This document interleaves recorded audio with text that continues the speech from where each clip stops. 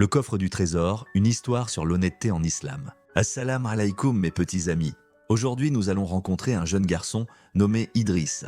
Son cœur va être mis à l'épreuve lorsqu'il fera une découverte surprenante. Il devra se rappeler une des plus importantes leçons de l'islam, la valeur de l'honnêteté. Un après-midi, Idriss aidait son père dans le grenier. En déplaçant de vieilles affaires, il trouva un petit coffre en bois caché derrière une poutre. Curieux, il l'ouvrit et découvrit qu'il était rempli de pièces de monnaie anciennes et brillantes. C'était un vrai trésor. Son cœur battait très fort. « Avec ça, je pourrais m'acheter tellement de choses », pensa-t-il. Mais ensuite, une autre pensée lui vint. À qui appartenait ce trésor? Était-ce à lui? Non, il se souvint des enseignements du Coran. « Inna Allaha ya'murukum an tu'addu l-amanati ila ahliha » Allah vous commande de rendre les dépôts à leurs propriétaires. C'est le verset 58 de la sourate An-Nisa.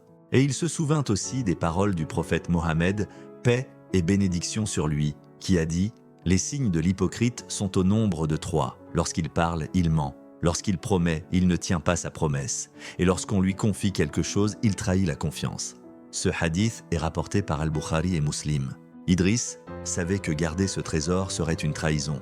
La vraie richesse n'était pas dans les pièces, mais dans l'intégrité de son cœur. Il prit une profonde respiration, referma le coffret et le porta directement à son père. Son père fut si ému par son honnêteté. « Mon fils, dit-il, tu as choisi le trésor éternel sur le trésor de ce monde.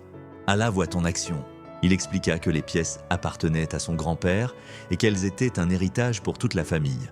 Pour récompenser sa grande honnêteté, le père d'Idriss lui offrit une de ses pièces spéciales. Idriss avait découvert que l'honnêteté apporte un bonheur et une paix bien plus grands que tous les trésors du monde. Rappelons-nous, mes chers enfants, que nous sommes tous des gardiens de ce qu'Allah nous donne. La confiance est un cadeau précieux. Qu'Allah fasse de nos cœurs des coffres au trésor remplis d'honnêteté et de piété. Amin. Barakallahu fikum. Et à la prochaine histoire.